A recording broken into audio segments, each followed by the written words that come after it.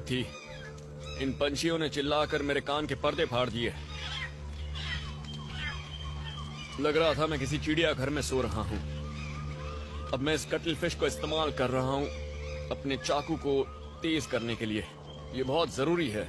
यहाँ नमकीन पानी इतना करोजिव होता है कि हर चीज पर जंग लग जाता है। ठीक है, चलिए चलते हैं। यहाँ रुकने वालों का कोई काम नहीं है। यहाँ से जिंदा निकलना है तो आगे बढ़ते रहना होगा।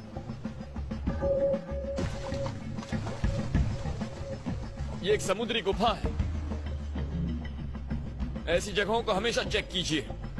हाई टाइड्स ऐसी समुद्री गुफाओं में बहुत सारी चीजें भर देती हैं।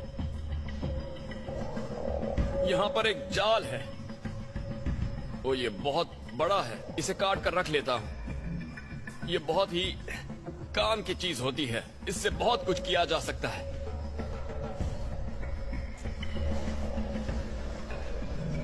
मैं देखना चाहता हूँ कि ये गुफा आइलैंड की दूसरी तरफ जाती है या नहीं। यहाँ पर पानी है, मतलब हाई टाइड में इसके अंदर पानी भर जाता है। मुझे यहाँ पर फंसने का कोई शौक नहीं है, लेकिन अब सामने की तरफ से रोशनी अंदर आ रही है।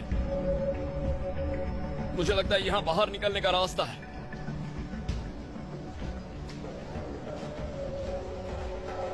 मुझे एक और कमाल की चीज दिखी है।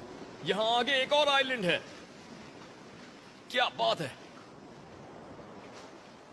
सामने तीसरा और ज्यादा बड़ा आइलैंड है, जो इस आइलैंड से बेहतर लग रहा है। यहां से वहां तक का फासला पहले दो आइलैंड से ज्यादा है। मुझे लगता है मेरा प्लान मुझे बदलना होगा।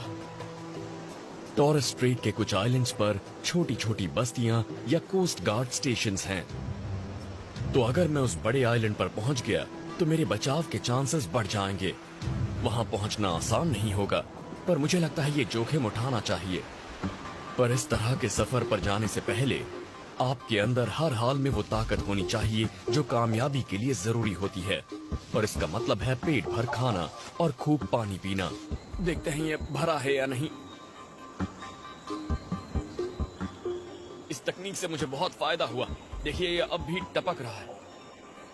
केले के पेड़ से मिला ये पानी मुझे रिहाइड्रेट कर देगा और मुझे जल्दी से पोटेशियम जैसे जरूरी मिनरल्स मिल जाएंगे। इसका स्वाद कच्चे केले जैसा है।